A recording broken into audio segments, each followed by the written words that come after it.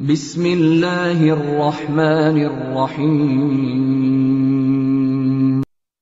پیارے بھائیو، موسیٰ علیہ السلام نے دیکھیے توحید کی اہمیت۔ موسیٰ علیہ السلام نے ایک مرتبہ کہا، اے میرے رب مجھے کوئی کلمات سکھا دیجئے، میں اس کے ذریعے آپ کو یاد کروں اور آپ کو پکاروں۔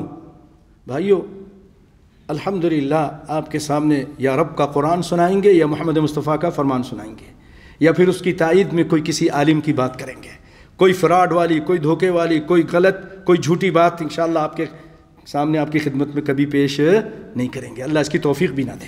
تو دیکھیے پہلے آیتیں سنائیں، اب نبی کائنات صلی اللہ علیہ وسلم، آمنہ کے لال، فخر الانبیاء، امام الانبیاء محمد مصطفیٰ صلی اللہ علیہ وسلم کی حدیث سنا رہا ہوں۔ آپ فرماتے ہیں کہ ایک مرتبہ موسیٰ علیہ السلام نے فرمایا اللہ سے کہ اللہ مجھے کچھ کلمات سکھا دیجئے، علمنی شیئا اذکرک وادعوک بہ، آپ کو یاد بھی کیا کروں، خوب ذکر کیا کروں، اور آپ کو اس کے ذریعے پکارا بھی کروں، آپ سے دعائیں بھی کیا کروں۔ قال قل یا موسیٰ لا الہ الا اللہ، بس اتنا جواب۔ اے موسیٰ علیہ السلام آپ کیا کہیے، آپ کہیے، قل مانے کہیے لا الہ الا اللہ، یہ اس کا ورد کیا کیجئے، لا الہ الا اللہ، لا الہ الا اللہ۔ تو موسیٰ علیہ السلام نے کہا کل عبادک یقولون ھذا، تیرے ہر بندے یہی کلمات کہتے ہیں، یہ تو بہت عام کلمہ ہے، سب بولتے ہیں، مجھے کوئی خاص کلمہ سکھائیے۔ مطلب یہ تھا ان کا۔ اللہ تعالیٰ نے فرمایا اے موسیٰ اور میرے پیارے بھائیوں، آپ بھی اور میں بھی سب غور سے سنیں اور اس پر غور کریں، اس کی عظمت آپ اگر اس کو سمجھ گئے تو واضح ہو جائے گی انشاءاللہ، کبھی شرک نہیں کریں گے۔ دو حدیثیں آپ کے سامنے، جو دوسری بھی وہ بھی۔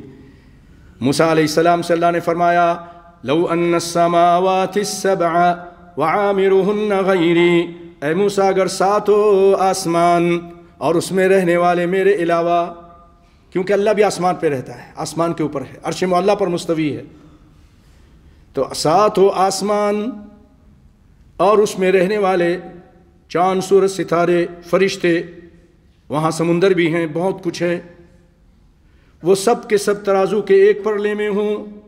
ان السماوات السبع وعامرهن غیری والارضین السبع فی کفۃ، اور ساتوں زمین بھی، یعنی ترازو کے دو پرلے ہوتے ہیں نا، ایک میں ساتوں آسمان، ساتوں زمین، اس میں رہنے والے سب اللہ کے علاوہ، اور ساتوں زمین اور اس میں پہاڑ اور یہ سمندر، یہ ساری چیزیں، یہ سب ملا کر ایک میں ہوں، اور دوسرے میں کیا ہو، دوسرا بھی خالی ہے۔ حدیث کے مطابق اللہ تعالیٰ فرماتے ہیں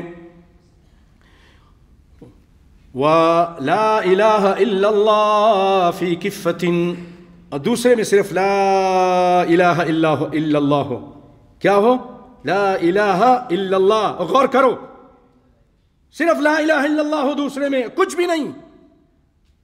اللہ تعالیٰ فرماتے ہیں مالت بہن لا الہ الا اللہ، یہ لا الہ الا اللہ اتنا وزنی، اتنا بھاری، اتنا عظیم کلمہ ہے کہ آسمان و زمین، چاند سورج ستارے، یہ سب اس کے سامنے ہلکے ہو جائیں گے، وہ کے پرلے میں اونچے ہو جائیں گے، ایسے اوپر چلے جائیں گے، لا الہ الا اللہ ان کو لے کر جھک جائے گا۔ اللہ اکبر، اللہ اکبر۔ یہ کیا، یہ وزن کس چیز کا وزن ہے بھائیو؟ یہ وزن ہے اس توحید کا۔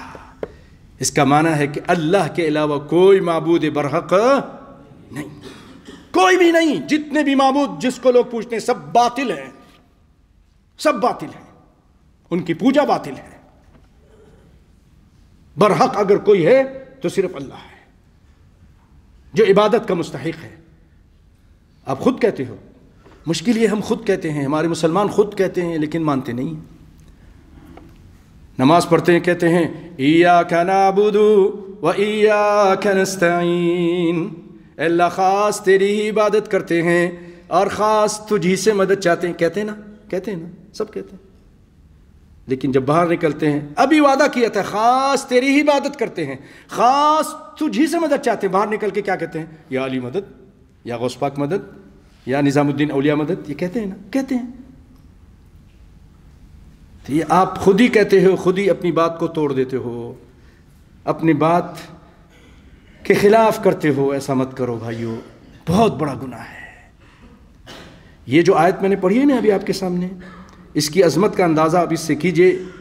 امام ابن قیم رحمۃ اللہ علیہ فرماتے ہیں پورے قرآن کا خلاصہ سورہ فاتحہ ہے، اور سورہ فاتحہ کا خلاصہ یہ آیت ہے ایاک نعبد و ایاک نستعین۔ مطلب یہ ہوا کہ پورے قرآن کا خلاصہ یہ ایک آیت ہے، ایاک نعبد و ایاک نستعین۔